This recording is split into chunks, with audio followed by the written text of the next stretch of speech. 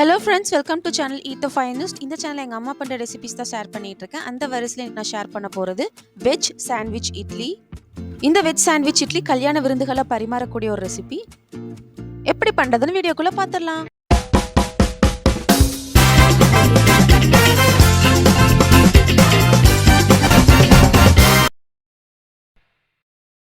First ஒரு cup ரவை எடுத்துக்கோங்க.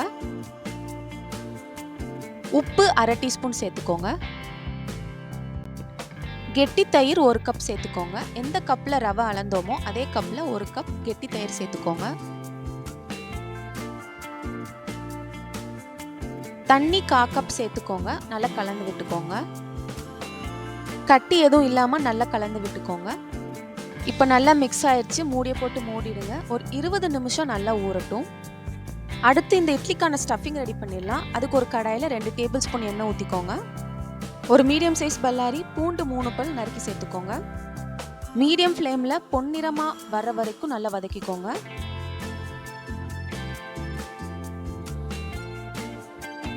பொன்னிறமாக வந்ததுக்கப்புறம் 1/4 கப் துருவிய கேரட் சேர்த்துக்கோங்க.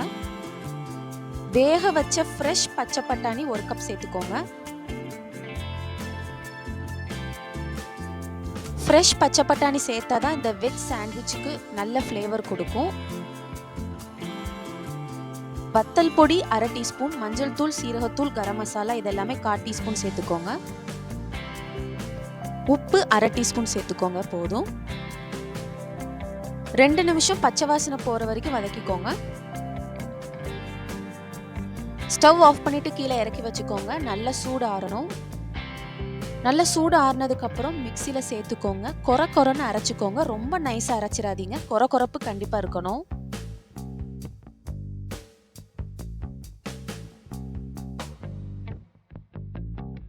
இப்போ இந்த ஸ்டஃபிங்கை ஒவ்வொரு உருண்டையாக எடுத்து இந்த அளவுக்கு தட்டி வச்சுக்கோங்க. தனியாக கட்லெட் மாதிரி பண்ணி வச்சுக்கோங்க. வெஜ் சாண்ட்விச் இட்லி பண்ணுறதுக்கு நமக்கு ஸ்டஃபிங் ரெடி ஆயிடுச்சு. இந்த சைடு 20 நிமிஷத்துக்கு அப்புறமா மாவு நல்லா ஊறிடுச்சு. அரை டீஸ்பூன் பேக்கிங் சோடா சேர்த்துக்கோங்க. 1/4 கப் தண்ணி சேர்த்துக்கோங்க. ஏன்னா நல்லா ஊறி இருக்கு, இன்னும் கொஞ்சம் தண்ணி வேணும், அதனால 1/4 கப் தண்ணி சேர்த்துக்கோங்க. இப்போ ரவை மாவு ரெடி ஆயிடுச்சு. 4 குட்டி குட்டி கப் எடுத்து நல்லா எண்ணெய் தடவி வச்சுக்கோங்க. 4 கிண்ணத்துலயுமே 1 கரண்டி மாவு ஊத்திக்கோங்க.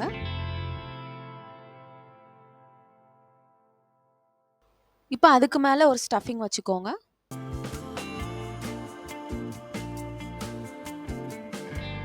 மறுபடியும் மேல அரை கப் மாவு ஊத்திக்கோங்க.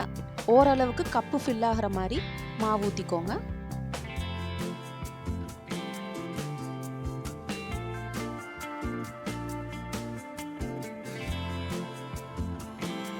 மேல கொஞ்சம் கொத்தமல்லி தூவி விட்டுக்கோங்க. மேல ரெட் சில்லி ஃபிளேக்ஸ், அதாவது வத்தல் தூளை கொஞ்சமா தூவி விட்டுக்கோங்க. இப்போ இதை 15 இருந்து 20 நிமிஷம் வரைக்கும் நல்லா வேக வச்சு எடுத்துக்கோங்க.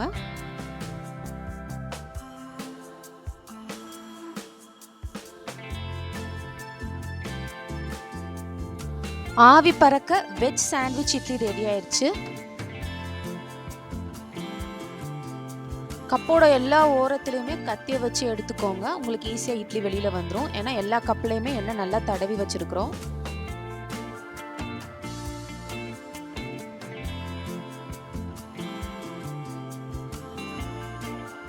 சாண்ட்விச் இட்லி நடுவில் கட் பண்ணி எப்படி இருக்குன்னு பார்த்துடலாம்.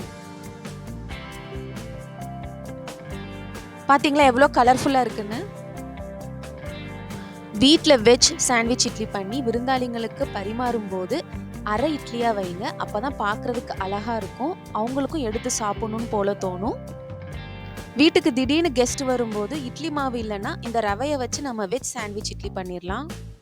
இந்த இட்லி தொட்டுக்கிறதுக்கு கார சட்னி, சில்லி சாஸ் ரெண்டுமே நல்லாயிருக்கும். இந்த ரெசிபி கல்யாண கேட்ரிங்கில் பண்ணக்கூடிய ரெசிபி. இதை நீங்களும் வீட்டில் ஈஸியாக பண்ணலாம்.